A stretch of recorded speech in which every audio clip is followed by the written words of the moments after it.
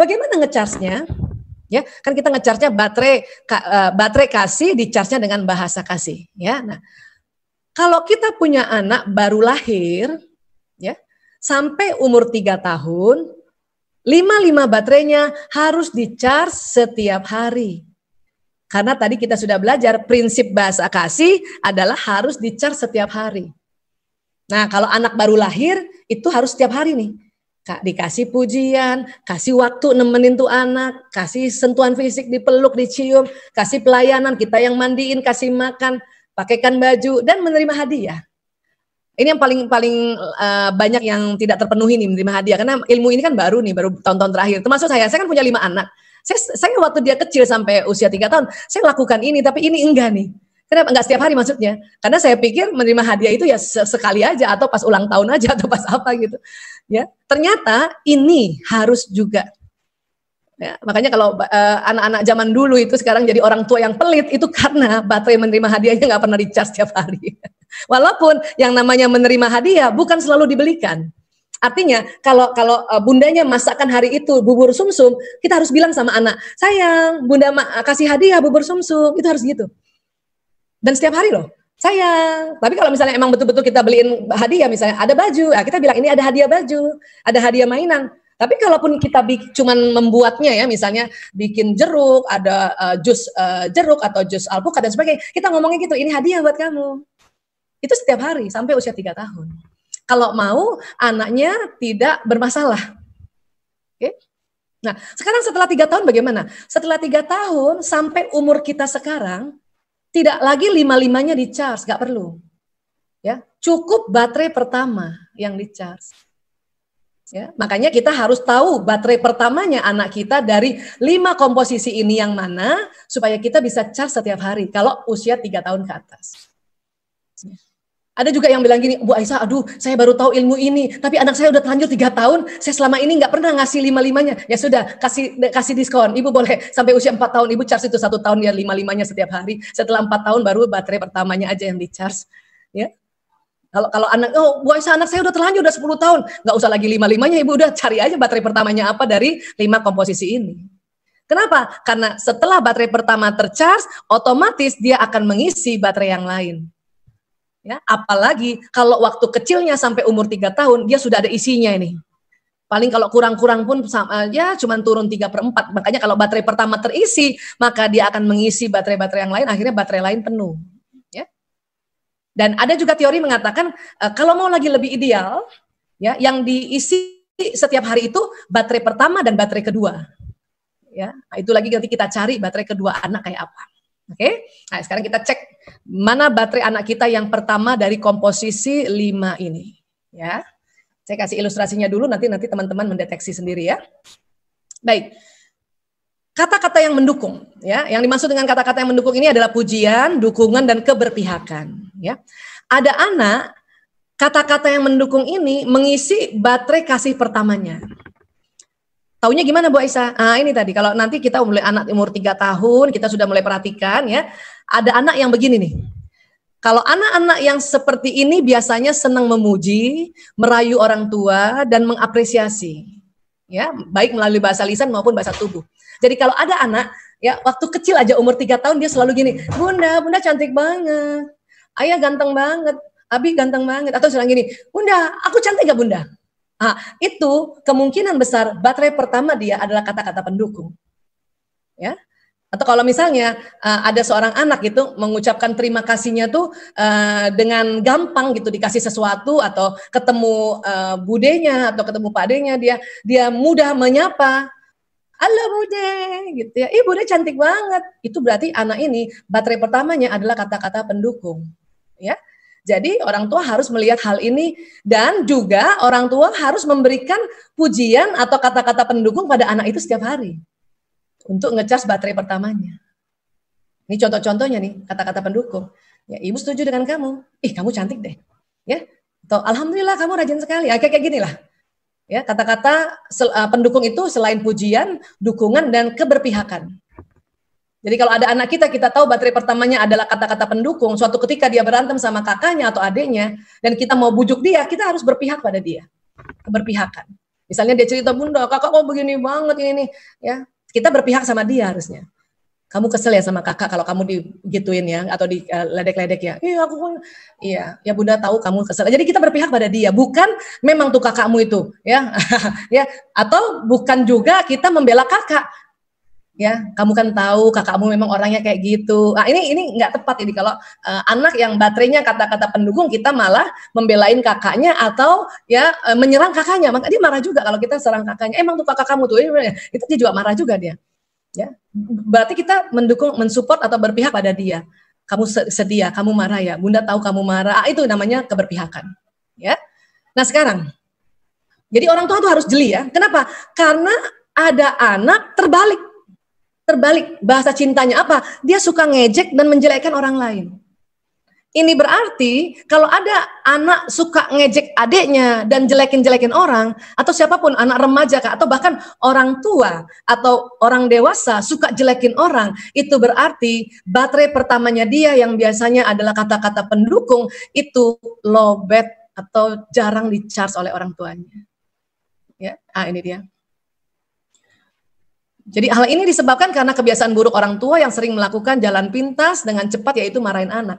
Jadi kalau ada anak kita ngeledek adiknya kan, jelek kan orang tua suka gini kan, malah marahin dia kan, jangan gituin dong adiknya, dia dimarahin malah. Lu ini bahayanya, tambah dimarahin, tambah dia suka ngeledek. Kenapa? Baterainya tambah kosong. Jadi gimana dong? Kita bukannya ngebiarin, kita ingatkan itu anak, tapi caranya adalah dengan memberitahu anak itu bahwa ngejek itu jelek atau nggak baik, tetapi waktu kita sampaikannya, kita puji dia dulu. Kita harus charge dulu baterainya, baru kita nasihati. Nah ini contoh lah ya, Andi, ayah sayang sama kamu anak laki-laki yang baik, ayah senang kalau kamu sayang sama adek, dan ayah sedih kalau kamu ngejek adek, gitu. Jadi puji dulu tuh anak, baru nasihati kalau kamu ngejek adek itu jelek. Selama ini orang tua justru negur dulu dan bahkan dimarahin perilakunya itu sebelum kita ngecas baterainya. Kapan baterai anak lowbat, maka dia tidak bisa mengerjakan apa yang diminta orang tuanya. Kenapa? Baterainya lowbat, energinya nggak ada ke seluruh tubuh untuk melakukan apa yang disuruh orang tuanya.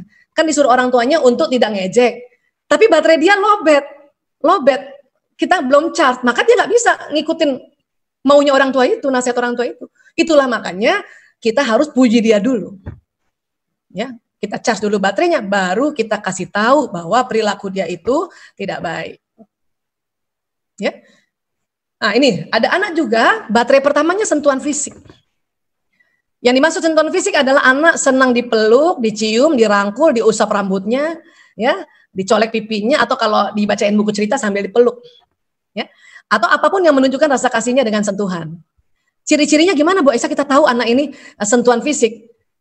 Ya kita memang harus jeli. Biasanya anak-anak dengan kebutuhan seperti ini menunjukkannya dengan sering memeluk, mencium, mencolek orang tua dan kakak atau adiknya atau keluarga lain. Artinya kalau ada anak ketemu kita dan dia langsung peluk atau deket-deket kita desel-desel gitu, ya. Atau kalau ada keluarga datang dia langsung seruduk tuh keluarga itu dan dia peluk, dia cium. Bisa jadi dia baterai pertamanya harus di-charge dengan sentuhan fisik. Ini makanya orang tua harus mulai jeli melihat perilaku anak-anak setiap hari nih, ya. Nah, anak-anak yang mengungkapkan bahasa cinta sentuhan fisik dengan cara terbalik seperti mencubit, menggigit, memukul, ini berarti ya baterai dia lowbat. Nah, terkadang orang tua mengambil jalan pintas juga, dimarahin lagi atau dibalas lagi tuh anak. Misalnya anak nyubit adiknya atau mukul adiknya, kita marahin. Malah kita cubit lagi tuh anak. Tambah baterainya tambah lowbat.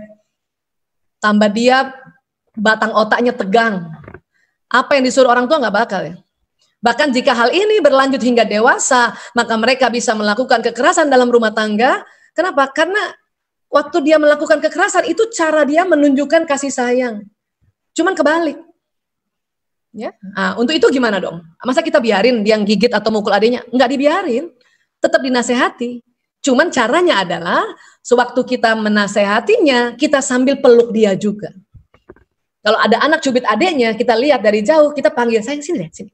Peluk dulu atau usap-usap kepalanya, baru kita kasih tahu bahwa memukul itu nggak enak, sakit. Ya.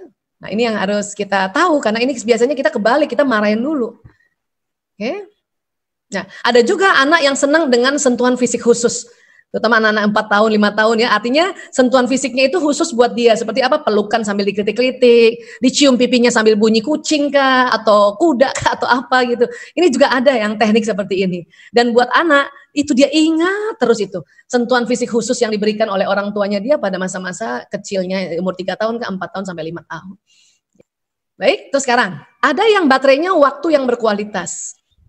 Ya, apa cirinya ini? Anak-anak yang berkecenderungan bahasa kasih atau bahasa cinta ini menunjukkan dengan cara suka mendampingi orang tuanya dalam melakukan sesuatu.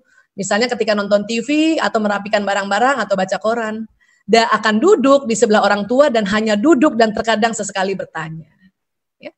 Jadi kalau ada anak kita nonton TV, tiba-tiba tuh anak kecil itu umur 4 tahun atau 3 tahun, dia duduk di samping kita ikut nonton, nggak ngomong-ngomong, bisa jadi itu baterai pertamanya waktu yang berkualitas. Atau seorang ibu lagi rapi-rapiin baju, tiba-tiba tuh anak duduk di samping kita, ya, cuman ngeliatin doang atau ngomong sekali-sekali, itu bisa jadi baterai dia waktu yang berkualitas, ciri-cirinya. Nah ini nggak boleh diusir anaknya. Sana, di kamar aja kamu, di kamar aja, nanti kotor, itu nggak boleh diusir tuh. Kenapa? Waktu dia diusir, wah dia merasa ya orang tuanya nggak paham tentang dia, nggak ngerti dia. Duduk aja di situ, paling kita ajak ngomong. Apa kabar sayang? Dari ngapain tadi? Kita ngobrol aja, ya. Nah, jadi kebutuhan mereka ini yang bisa kita penuhi adalah itu tadi orang tua mengajak dia pergi cuman sendiri. Jadi kalau kita punya anak yang baterainya waktu yang berkualitas, itu sesekali ajak jalan dia sendiri aja, jangan bawa saudara-saudara yang lain. Ya, melakukan sesuatu bersama yang lucu dan menarik sehingga waktu itu akan menjadi sangat terkesan. Ya. Kenapa kalau anak-anak yang punya kebutuhan ini tidak di-charge otaknya atau baterainya? Dia akan senang menyendiri. Ya. Jadi kalau ada anak senang menyendiri karena kita nggak ngecas baterainya, makanya untuk ngebetulinnya, pas ini anak lagi duduk sendiri sini, kita duduk di sampingnya. Duduk aja dulu, jangan buru-buru nanya. Karena anak tipe ini anak yang nggak mudah untuk curhat tuh nggak mudah. Makanya orang tuanya duduk dulu di sampingnya tuh. Kasih keyakinan bahwa oh orang tua saya mau nemenin saya nih. Kadang 5 menit, 10 menit, ada juga yang setengah jam duduk dulu di sini baru tuh anak ngeliat kita gitu. Baru diajak bicara. Ya. Oke. Nah, kemudian ada anak yang baterai pertamanya hadiah. Apa ciri-cirinya? Anak dengan kecenderungan bahasa kasih atau bahasa cinta hadiah, dia menunjukkan dengan cara suka memberi sesuatu, suka mengumpulkan sesuatu. Jadi kebutuhan psikologisnya adalah hadiah. Jadi kalau ada anak setiap hari, dia ambil kertas, dia tulis ya, love you bunda, love you umi, dan dia kasih kita setiap hari hasil-hasil karya itu, bisa jadi ini anak kecenderungannya bahasa kasihnya adalah hadiah. Atau kalau dia diberikan sesuatu oleh orang tuanya, dia bahagia banget. Ya, selain itu barang-barang yang diberikan oleh orang tuanya atau siapapun dia akan simpan baik-baik. Nah, itu kecenderungannya baterai pertamanya di-charge dengan hadiah ini. Ya. Dan kalau ada anak yang baterainya hadiah dan kita jarang charge atau bahkan sama sekali nggak pernah kasih hadiah, maka dia akan pelit, tidak mau berbagi. Ya. Jadi kalau ada anak pelit banget tuh, kedekut banget itu bisa jadi sebetulnya dia senang berbagi, dia senang ngasih, tapi baterai hadiahnya nggak pernah di-charge. Artinya orang tuanya nggak pernah, ini hadiah buat kamu, ini hadiah, walaupun mungkin hadiahnya juga mungkin tulisan-tulisan aja seperti yang dia bikin, atau mungkin sesuatu yang nggak mahal. Coklat 1 batang pun setiap hari ini hadiah buat kamu. Nah ini harus jeli ya orang tua nih, harus tahu nih baterai kita anaknya nih yang mana nih ya, baterai anak yang pertama. Ya jadi orang tua perlu memberikan nasihat pada anak tersebut, tapi sambil berikan hadiah. Ya misalnya nih, ya ibu sayang sama kamu, ini hadiah untuk kamu, walaupun misalnya cuma coklat 1 batang. Baru kita nasihati, kamu lihat kan, setiap orang suka berbagi. Ya kalau ada teman pinjam mainan, pinjam ya, nah paling gitu kita. Jadi kasih dulu hadiahnya baru kasih nasihat. Atau istilahnya adalah charge dulu baterainya baru dikasih nasihat. Oke? Nah, ini terakhir ada baterai pelayanan. Ada anak baterai pertamanya pelayanan. Nah, anak yang seperti ini dia agak gampang mau ngenalinnya. Dia sigap banget, dia senang bantu teman, bantu adik, bantu kakak atau bantu orang tuanya. Kalau ada anak kecil, sini aku yang ambilin. Sini aku yang beliin. Sini aku itu bisa jadi baterai pertama dia adalah pelayanan, makanya dia melayani. Dan dia ciri khasnya sigap, ya. Dan senang bila orang tua melayani dan membantunya tanpa dia minta. Artinya apa? Anak-anak ini misalnya, kalau kita tahu dia pelayanan, ya, ini adanya memang ciri khasnya itu tadi, sigap bantuin orang, tapi emang agak galak atau agak tegas memang watak yang baterai pertamanya pelayanan ini. Dan kita juga harus jeli kesukaan dia apa. Anak bungsu saya juga yang perempuan itu ada baterainya tuh pelayanan ya, baterai keduanya pelayanan. Bukan yang pertama, yang kedua pelayanan. Maka setiap hari pun saya harus jeli dia suka apa gitu. Ya, misalnya dia suka minum, misalnya minum sirup gitu ya. Dia lagi nggak di dapur, dia ada di lantai atas, tiba-tiba saya bawain ini sirup buat kamu hadiah. Kita berikan sama dia ya. Ini bukan hadiah ya, kita melayani ya. Nah, kalau tadi hadiah kita sebut hadiah, kalau ini pelayanan. Dia tuh seneng banget. Jadi artinya belum diminta kita sudah melayani, itu suka sekali anak yang baterainya pelayanan. Ya. Nah, tapi kalau anak ini yang baterainya pelayanan jarang di-charge oleh orang tuanya, maka dia akan meminta dilayani secara kasar. Dan menjadi anak yang bosi, ya, nyuruh-nyuruh melulu, tapi dia nggak mau disuruh kan gitu, dan sering melakukan bullying kepada adik maupun temannya. Ya. Jadi kalau ada kita lihat anak kita suka bully adiknya gitu ya, oh berarti dia pelayanan sebetulnya dia. Cuman mungkin kita udah lama nggak nge-charge baterai pelayanannya, kita nggak kasih melayani dia gitu.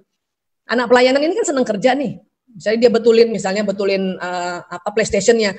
Lagi betulin PlayStation-nya, terus ayahnya datang bantu dia, dia seneng banget itu. Itu berarti baterainya kena charge, ya. Nah, jadi orang tua ya ini perlu memberikan bahasa kasih atau bahasa cinta pelayanan pada anak tersebut tanpa diduga dan tanpa diminta kita melayani dia. Dan ini ilustrasinya ya, kita mengatakan ya, Bunda senang bantu kamu senang kan Bunda bantu? Bisa juga gitu. Baru kita bilang setiap orang itu saling membantu, tapi nggak boleh dengan cara maksa. Ya, kitanya mintanya dengan baik-baik ya nak. Ini tetap kita beri nasihat kan. Tetapi sebelumnya kita bantu dia dulu atau kita layani dia. Oke? Ya, jadi inilah 5 baterai kasih yang ada di semua anak-anak. Artinya semua anak senang dipuji, semua anak senang disentuhan fisik, semua anak senang hadiah, pelayanan dan waktu. Tetapi ada anak yang baterai pertamanya ya yang salah satu dari ini gitu. Jadi urutan baterainya. Dan ini harus kita pahami sehingga kalau kita tahu baterai pertama anak, bahkan kita tahu baterai keduanya, maka anak batang otaknya rileks, otak emosinya juga rileks, maka setiap nasihat yang diberikan oleh orang tua ya akan masuk di otak paling depannya di prefrontal cortex. Ya.